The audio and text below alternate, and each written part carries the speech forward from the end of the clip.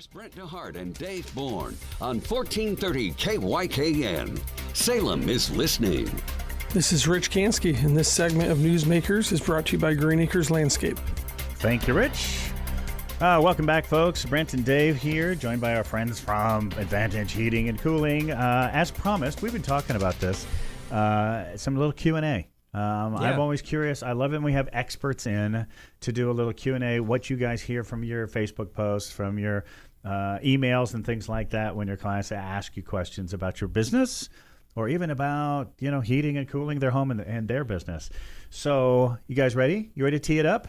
Ready. We're ready to have you. Okay. Well, you had a fabulous question, though, when we were sitting here talking. I think that's a great I always question. like to ask questions to throw some business your way. You want to start with that one? Yeah, let's do that. All right. I'm curious how many people, you guys are going out on service calls, right? And sometimes they're maintenance and sometimes they break down. But how many times are you seeing that people have not changed their filter since the fires on Labor Day?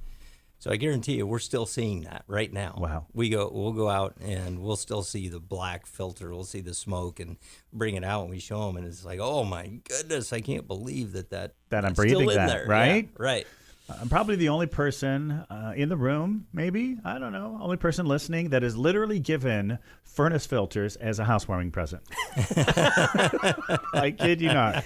All right, so it is important. And it's allergy season as well. Oh, yeah. Right? So you guys can have specialty filters for that, and you've got something about a pandemic going on, but the fires is huge. Yeah. You're breathing that stuff in.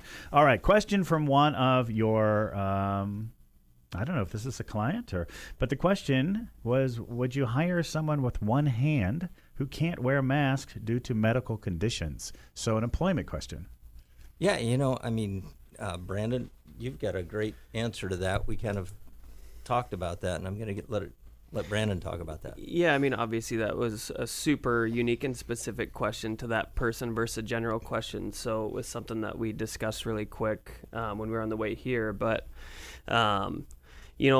first of all, we're not going to discriminate against anybody, regardless of, if there's a disability or something like that. That's, we would absolutely be supportive of.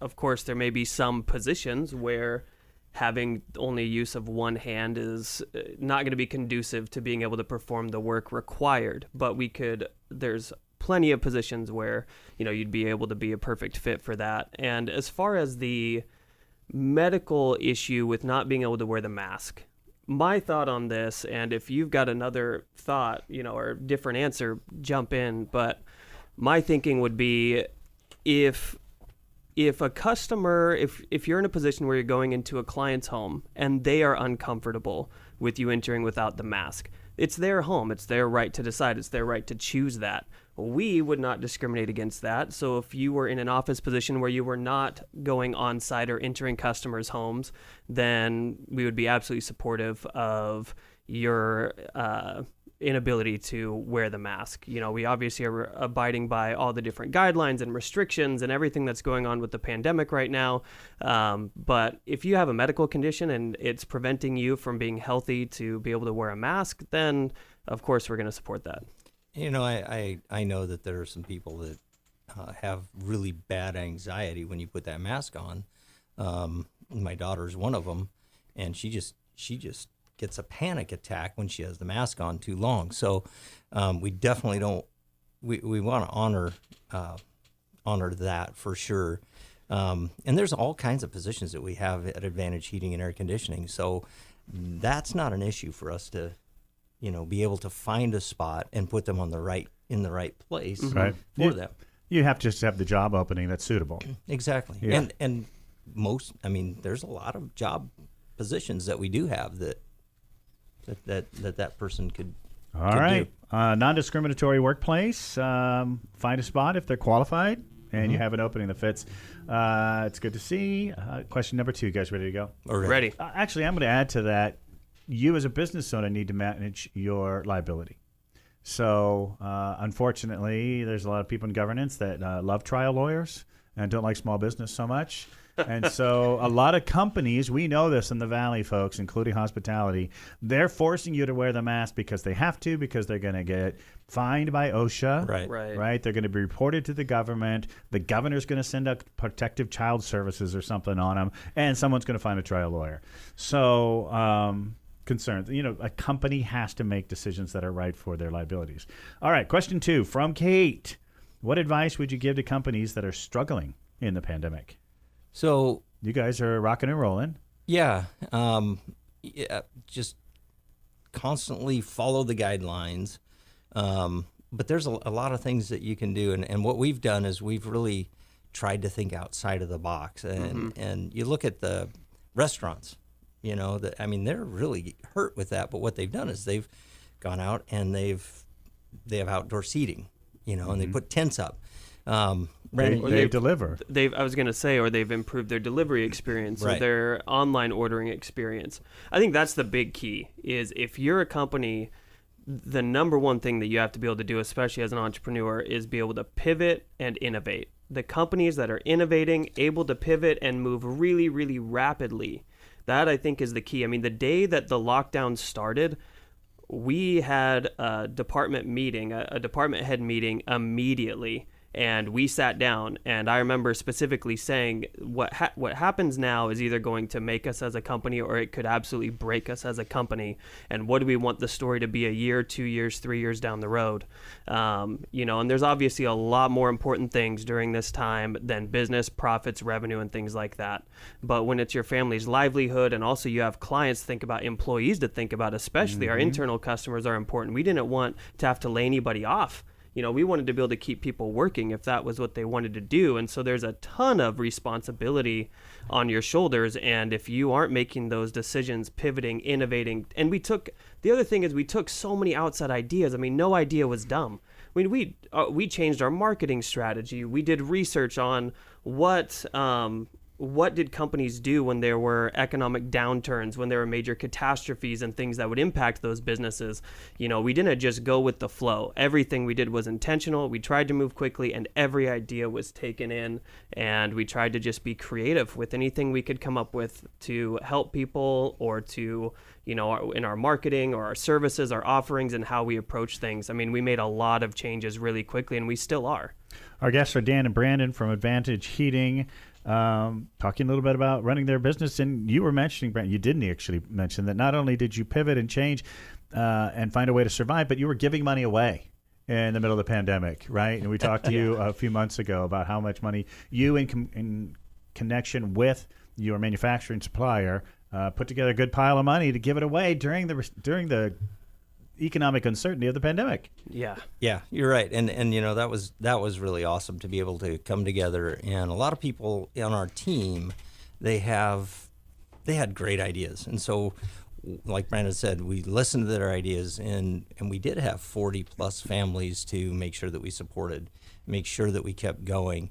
And we wanted to hear from each one of them. What's your ideas? Let's talk a little bit about that. How long have you had Advantage? So I started in 1992. 1992. Okay. So employees you have, how many do you have? We're up to 47 now. 47. Average tenure with you? You have people that have been there a while? Oh, yeah. We've, 10. It just seems like they've been with me forever. So, Employee 10, 15 retention years. and tenure, folks, is one of the things you should take as you're busy reading Yelp reviews. Look at a local company that's held on to people for 10, 20 plus years. That's a good point. Right? And smart business people, like Dan and Brandon are, hold on to good people and compensate them and make them and value them. And folks, I can tell you as a small business person, replacing someone is incredibly difficult, fraught with peril, and expensive. Are you guys having trouble? Dave Bourne raised this question. Are you guys having trouble finding qualified employees? So that was definitely an issue over the last couple of years. But what's happened and we have what we call internal customers. So we have our internal customers. We had external customers. So our internal customers are everyone that works at Advantage Heating, and so we try to treat them like we would treat our outside customer. Actually, our internal customers are number one. Our outside customers are actually number two, and that's the way that we feel. Everyone wants to be treated in that manner. And so what we found by doing that is that we have a lot of employee retention, but we have the employees that are recommending, hey, why don't you come over here? Why don't you work here? You know, this is a different place than they've ever worked in a lot of situations. Because they're good at poaching. That's what I heard. Well, you know, I understand why he fumbled and struggled to answer the tenure question, because although we do have employees who have been there for 5, 10, 15 years, we have taken on so many new internal customers and new employees as well. So, I mean, we have people who have been with us for a few months to a few years to 10 years, 15 years, 20 years. And some of that difficulty in answering what's the average is, you know, we probably hired 15 people in the last 18 months alone. Wow. And so there's some people who are much newer, but we have very, very little turnover, and my dad's absolutely right. We get so many recommendations from our employees bringing other people over, and as our reputation has grown and as people have gotten to see the inside and the real heart of who we are, it's the place that people want to come work because they feel valued, they feel loved, they feel cared about. And that's why it's so crucial to treat the internal customers as the number one priority, because you're so much more anybody's so much more likely to treat other people better when they're feeling good inside. That's how they're going to being treated. Your retail customers. Yeah, right. It trickles right out into the marketplace for sure. So if you take a pyramid, and the normal businessman would say, okay, the president's at the top, and then the managers, and then on down. My philosophy is I turn that upside down, because it's my job to push that. It's my job to train and to hold everybody up, and all the way up to the very last person that was hired, because it's everybody's job to train each other and to lift them up. Well, I totally get that. I appreciate that as well, folks. I'm a do-it-yourselfer. So Dan, Brandon, sorry for all you tradesmen out there. I do a lot of things myself. I'm capable. But when it comes to the expertise, like I had a guy in to fix my washing machine. Well, he'd seen it before. I mean, that's the key. I'm like, I could have taken the thing apart. I could have probably found out what the problem. I could have, I've been at jobs that takes you 2 Saturdays, but somebody who knows what they're doing, like the Advantage crew. Advantage crew was like, yeah, I've seen this before. I've been working with this type of equipment for a long, long time, and I've seen everything that was done wrong or went wrong or all these things. You've seen it before. Yeah. And then suddenly how much you're paying on a per hour basis is far better value. Right. For those of us who call Advantage, right? We have because the guy's going to come, diagnose it, fix it, and like, yeah, I've seen this before, I'm experienced, blah, blah, blah. It's done. So that's good stuff. All right. I'm out of I got to take a last break. Thanks for being here, guys. Okay, thank you guys. Dan and Brandon.